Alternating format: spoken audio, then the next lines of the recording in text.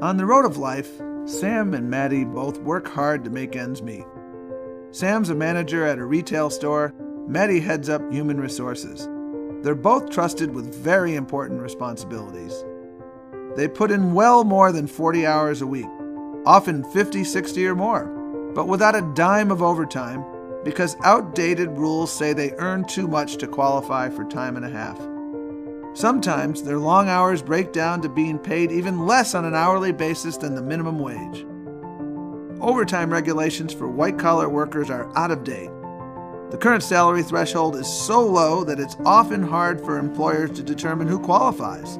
That's why President Obama directed the Department of Labor to update the rules, making them simpler for workers and businesses. Now millions of Americans will be entitled to overtime pay when they work extra hours. What does this mean for Maddie and Sam? Well, Maddie earns $40,000 a year. Since that's below the new threshold for salaried white-collar workers, she qualifies for overtime pay. Her employer must choose to pay her time and a half when she works overtime, or raise her salary above the new threshold. Maddie always works hard to meet the needs of her employer, but without a bump up to the new salary level, now working extra hours equals extra pay. To meet the company's needs, Sam's boss shifted some of his workload to other employees.